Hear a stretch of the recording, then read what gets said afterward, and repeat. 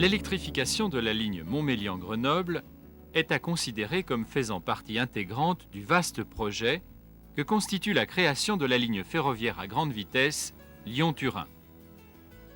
La jonction entre ces deux lignes permettra l'amélioration de la desserte TGV Grenoble-Paris avec un temps de parcours de 2h35 contre 2h58 aujourd'hui. La ligne à grande vitesse, avec sa première tranche Lyon-Montmélian, est actuellement en phase d'avant-projet. Elle fait l'objet d'études techniques dans le cadre d'une convention tripartite État-Région-SNCF qui se prolongeront ultérieurement par des études financières. À plus court terme et sous réserve du bouclage des financements nécessaires à ce grand projet, la modernisation anticipée de la ligne Montmélian-Grenoble pourrait être envisagée avec l'électrification de la section Montmélian-JR. Contrairement à la ligne nouvelle, elle ne nécessite pas de mise en enquête en vue d'une déclaration d'utilité publique. Au-delà de l'amélioration de la liaison TGV Grenoble-Paris, la modernisation de cet axe de communication permettra le développement de l'offre ferroviaire voyageurs dans la vallée du Grésivaudan et sur le sillon alpin en atteignant les objectifs suivants. Augmentation du nombre de rames en circulation, réduction des temps de parcours par accroissement de la vitesse de circulation de 140 à 160 km/h avec du matériel moderne et performant. De plus, la mise en œuvre de nouveaux moyens d'exploitation par la SNCF permettra le renforcement de la sécurité sur la ligne et dans les gares, tout en diminuant son coût d'exploitation, ainsi qu'une amélioration environnementale de la ligne.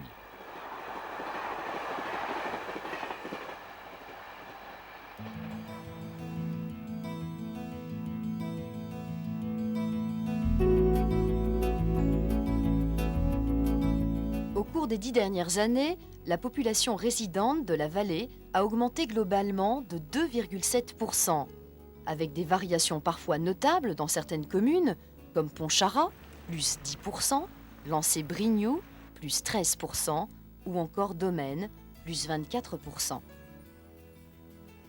Pour faire face aux enjeux liés à cette évolution démographique, la SNCF pourra mettre en place, en partenariat avec les collectivités locales et régionales, une offre de transport adaptée aux spécificités de chaque sous-secteur de la vallée. Les points à desservir, les horaires de desserte, les parcs de stationnement, l'accueil dans les gares, l'information à distance des voyageurs, autant d'exemples de points à étudier au cours de la définition de l'avant-projet sommaire de la modernisation de la ligne.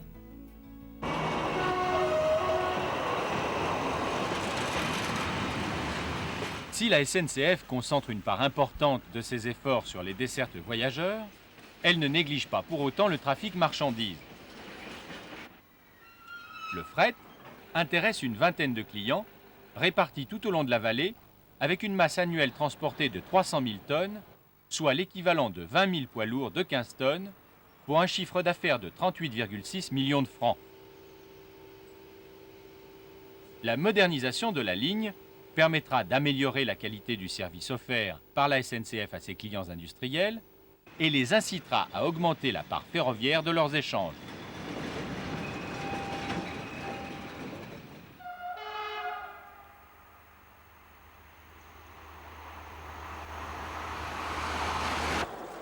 Le profil relativement rectiligne et peu accidenté de la ligne dans la vallée permet le relèvement de la vitesse de 140 à 160 km/h sans modification du tracé en plan. Par contre, un certain nombre d'équipements et d'installations sont totalement à revoir.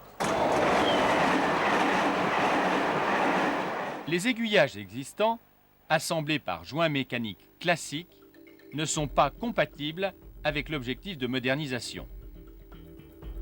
D'autre part, l'entraxe entre les deux voies, actuellement de 3,57 m, devra être porté à 3,62 m pour le croisement des trains à 160 km/h. Le rail court de 46 kg par mètre, à joints alternés, actuellement posé sur traverse bois, présente des caractéristiques mécaniques insuffisantes. Il en est de même pour les zones de pleine ligne déjà équipées de longs rails soudés sur traverse béton ne comportant pas l'isolement amortisseur et électrique nécessaire. La couche de ballast est également à renforcer de 15 cm en moyenne.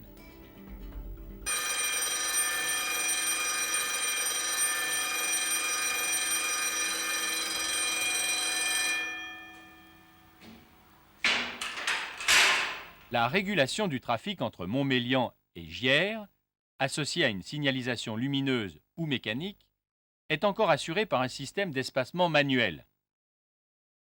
Il fait intervenir 6 gares de cantonnement qui communiquent entre elles par ligne aérienne. Leur éloignement impose un espacement de 13 minutes minimum entre deux trains.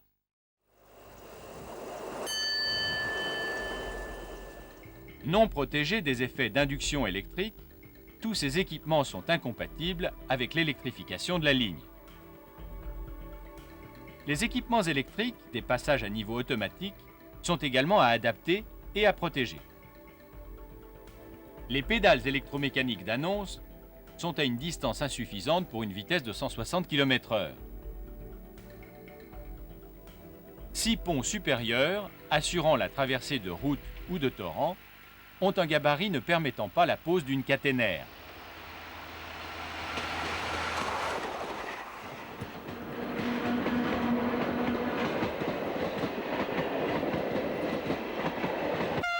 La SNCF utilise 2 modes d'alimentation électrique.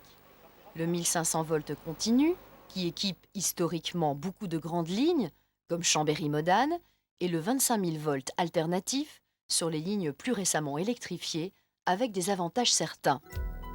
Une intensité plus faible du courant qui, à puissance égale, diminue les pertes en ligne. Un coût d'installation réduit de 30 à 40%. Une réduction du nombre des équipements électriques nécessaires à l'alimentation de la ligne. Une durée de vie plus longue de la caténaire. Les 42 km de la ligne modernisée seront alimentés en 25 000 volts alternatifs à partir d'une seule sous-station raccordée au réseau EDF. Cette sous-station sera implantée à Sainte-Hélène-du-Lac, à proximité immédiate du centre de transformation EDF. L'ensemble des travaux à réaliser pour la pose de la caténaire peut se résumer en quelques chiffres. 1760 supports de caténaire, 3000 m3 de béton pour le scellement des poteaux, 88 km de fil de contact. D'autres travaux seront nécessaires. La mise en place des postes de traction de ligne, la télécommande depuis Chambéry des appareils d'interruption, le rehaussement de certaines lignes EDF ou PTT, la protection contre l'induction électromagnétique, l'abattage d'arbres pour le dégagement du gabarit des nouvelles installations.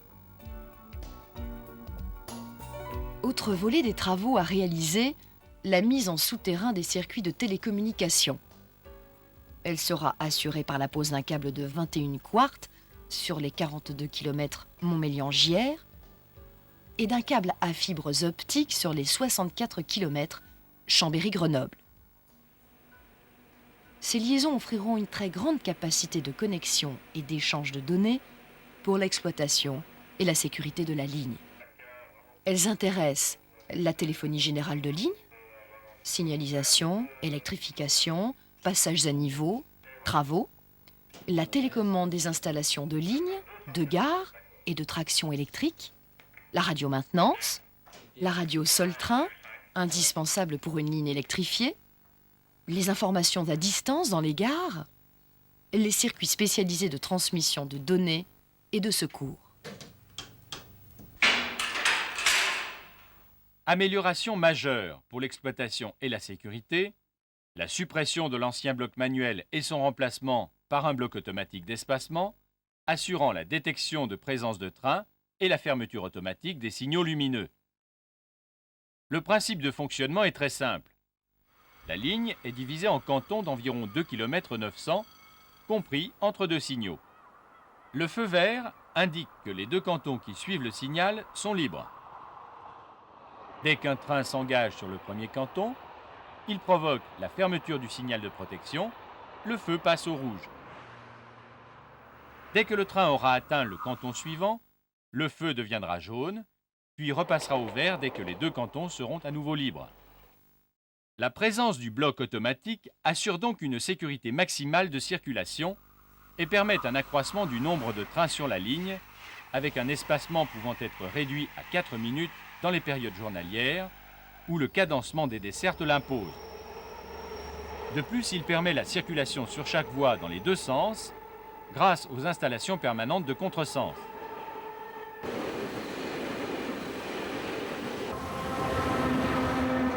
La commande des installations de changement de voie sera assurée et contrôlée à distance par un poste électrique à relais et à commande informatisée ou PRCI. 12 sur la 818. Ce sont donc 44 km de câbles de ligne, 12 km de câbles locaux, 60 signaux, 200 circuits de voies qui seront à poser, plus de 22 passages à niveau à adapter, ainsi que les postes d'aiguillage de Montmélian et de Grenoble.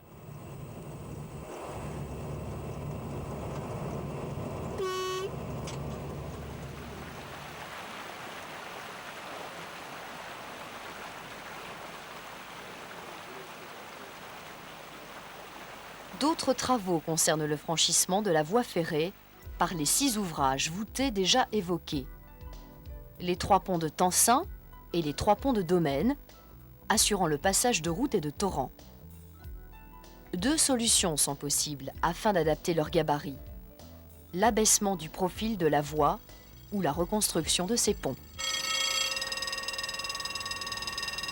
Les 30 passages à niveau existants peuvent être maintenus pour une vitesse de circulation de 160 km/h. Cependant, le non-respect du code de la route par certains usagers induit des contraintes et des dangers pour la circulation routière et par conséquent ferroviaire. C'est le cas du PN27 de Brignoux et du PN47 de Pontcharrat à trafic routier intense qui pourrait être remplacé par un passage inférieur. Celui de Tencin pourrait être remplacé par un pont supérieur. D'autres passages à niveau pourraient être supprimés entre Montmélian et Pontcharrat dans la zone de raccordement avec la future ligne TGV, en concertation avec les collectivités locales et les gestionnaires de voirie intéressés. Dernier point sur la modernisation des infrastructures, la modification de l'armement des 2 voies.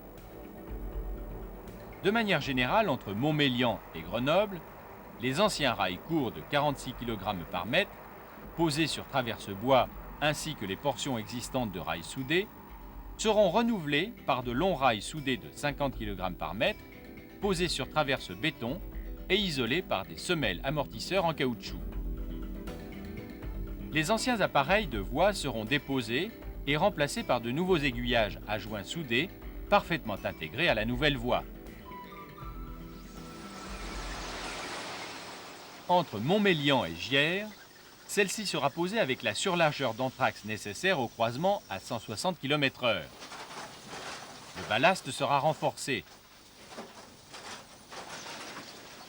En quelques chiffres, la rénovation de la voie se traduit par 98 km de rails neufs à poser, soit 4 900 tonnes d'acier, 32 aiguilles à remplacer, 134 000 tonnes de ballast à mettre en œuvre. Si l'autorité organisatrice des transports régionaux le souhaite, l'amélioration du confort des usagers de la ligne passera aussi par l'aménagement des gares et de leur périphérie. Création de parcs de stationnement automobiles et de roues, maintien ou renforcement des liaisons avec les transports en commun routiers, réaménagement de l'intérieur de certaines gares favorisant la qualité de l'accueil et de l'information, modification de la hauteur des quais, complément d'équipements sécuritaires pour la traversée des voies par le public,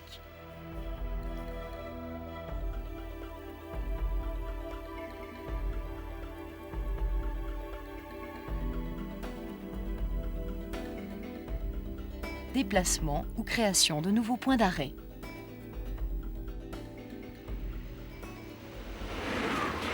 La SNCF est également soucieuse de l'environnement. En ce sens, la traction électrique présente deux avantages majeurs.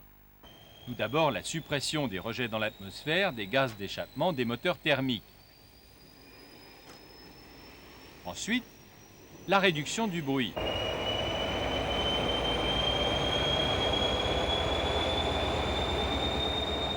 L'arrivée sur la ligne de nouveaux matériels plus modernes et plus silencieux, se déplaçant sur la voie modernisée, contribueront à une diminution sensible de l'impact sonore.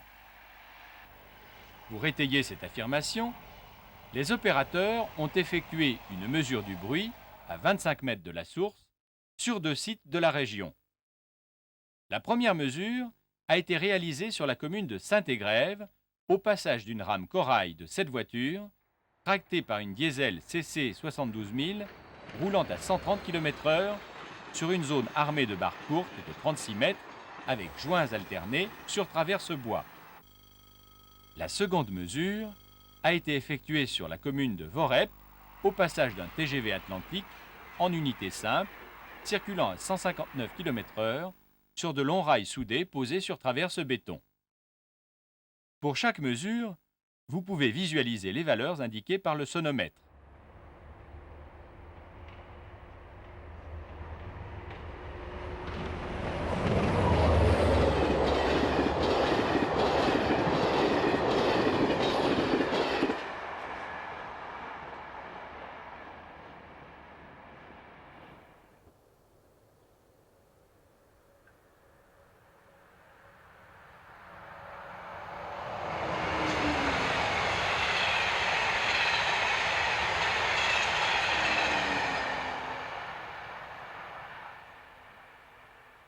La comparaison des mesures de bruit entre ces deux exemples représentatifs permet de chiffrer l'amélioration apportée sur l'impact sonore par la voie modernisée et la traction électrique. Au terme de cette présentation, le planning d'études et de réalisation verra l'année 1996 consacrée aux études générales et d'avant-projet sommaire. La décision de réaliser pourrait intervenir fin 97, début 98, après consultation des services, des élus, des associations, sur l'ensemble du dossier APS de la liaison à grande vitesse Lyon-Montmélian, dont dépend étroitement la section Montmélian-Grenoble. L'année 1999 pourrait voir le démarrage des travaux dans l'hypothèse d'une mise en exploitation de la liaison à grande vitesse Lyon-Montmélian, à situer au plus tôt en 2003-2004. La durée des travaux de la section Montmélian-Grenoble serait de l'ordre de 30 à 36 mois. En conclusion, la modernisation de la ligne Montmélian-Grenoble sera dans les 5 ans à venir l'un des projets importants pour le cadre de vie de la population du Grésivaudan et s'affirmera comme un facteur de développement économique de l'agglomération grenobloise. C'est grâce à un partenariat ouvert et efficace entre vous et nous que nous bâtirons ensemble ce projet.